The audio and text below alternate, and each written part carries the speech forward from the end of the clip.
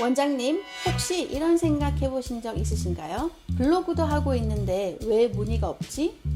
맘카페에도 글을 올렸는데 왜 반응이 없지? 당근마켓도 해봤고 전단지도 돌려봤는데 왜 학생이 안 늘지? 사실 저도 똑같았습니다. 학원을 처음 시작했을 때는 수업만 잘하면 학생이 늘어날 줄 알았습니다. 커리큘럼도 자신이 있었고 강의력도 자신 있었고 학생 관리도 누구보다 열심히 했습니다. 그런데 정작 가장 중요한 것을 모르고 있었더라고요. 학부모는 좋은 학원을 찾는 것이 아니라 자기 아이의 문제를 해결해줄 학원을 찾는다는 사실입니다. 아무리 좋은 학원이어도 학부모가 그 사실을 모르면 등록은 일어나지 않습니다. 그래서 저도 블로그, 맘카페, 전단지, 당근마켓, SNS까지 정말 다양한 방법을 시도했습니다. 돈도 써봤고 시간도 써봤고 효과 없는 홍보도 많이 해봤습니다. 그런데 신기한 일이 벌어졌습니다.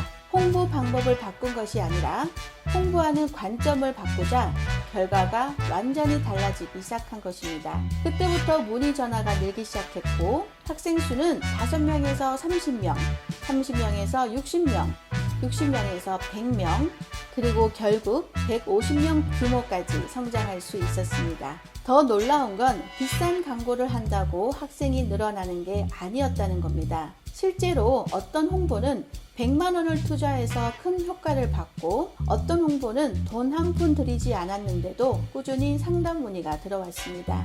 반대로 많은 원장님들이 열심히 하는 홍보 중에도 사실상 효과가 거의 없는 방법도 있었습니다. 그래서 오늘 영상에서는 제가 15년 동안 학원을 운영하면서 직접 경험한 실제 학생 모집 방법, 학부모가 반응하는 홍보의 원리, 그리고 원생을 150명까지 끌어올리는데 결정적인 역할을 했던 홍보 전략을 모두 공개해 드리겠습니다. 아마 이 영상을 끝까지 보시면 왜 어떤 학원은 3년 내내 대기생이 생기고 왜 어떤 학원은 아무리 홍보해도 학생이 늘지 않는지 그 이유를 명확하게 알게 되실 겁니다. 그럼 바로 시작하겠습니다.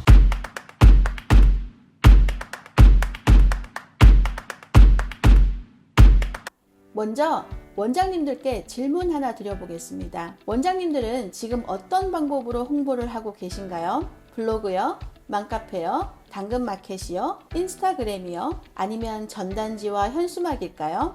그런데 여기서 정말 중요한 질문이 있습니다. 그 홍보를 몇 개 하고 있느냐가 아니라 그 홍보가 학부모 입장에서 작성되어 있느냐입니다. 사실 많은 원장님들이 여기서 실수를 하십니다. 홍보글을 보면 대부분 이런 내용이에요.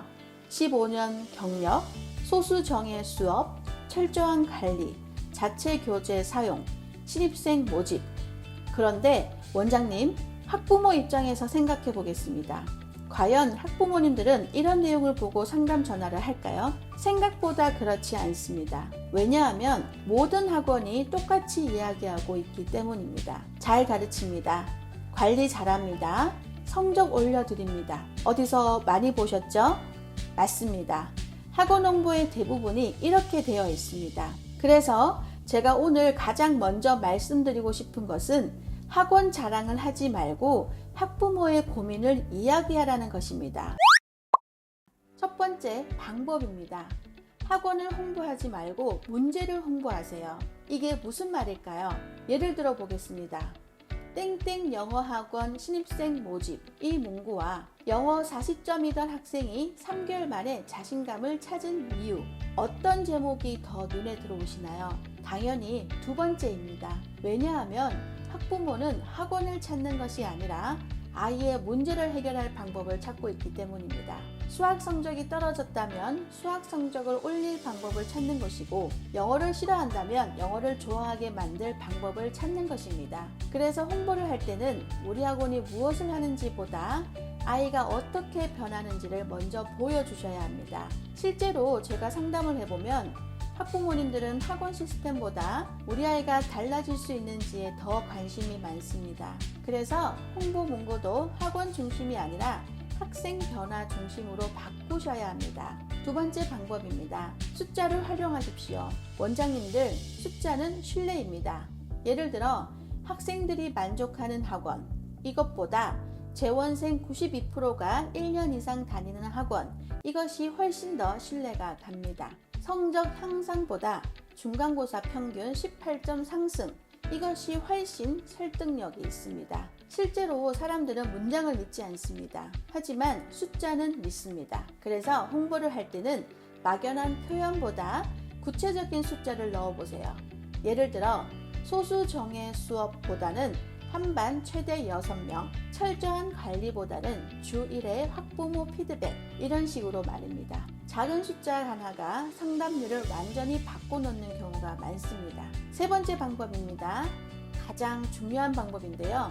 홍보를 한 번 하고 끝내지 마십시오. 많은 원장님들이 전단지 5,000장 돌리고도 효과가 없네, 블로그 3개 쓰고도 안 되네, 인스타그램 한 달 하고도 문의가 없네, 이렇게 말씀하십니다.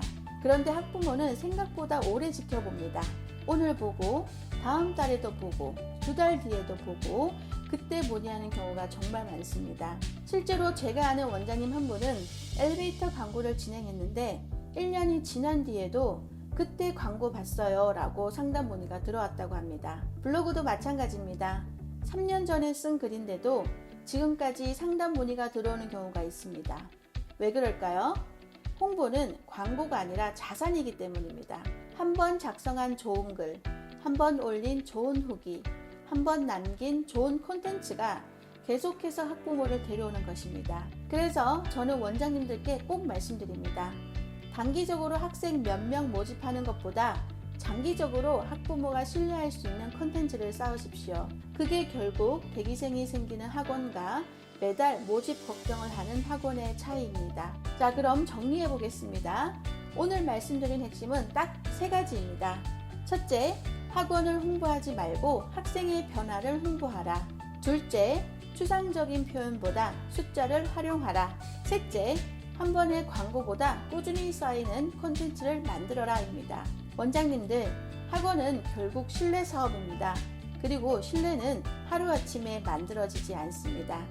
하지만 꾸준히 쌓이면 어느 순간부터는 학부모가 학원을 찾게 되고 소개가 늘어나고 상담 문의가 늘어나고 결국 대기생까지 생기게 됩니다. 저 역시 그 과정을 직접 경험했습니다. 원장님들도 오늘부터 하나씩 실천해 보시기 바랍니다. 분명히 지금과는 다른 결과를 만나실 수 있을 겁니다.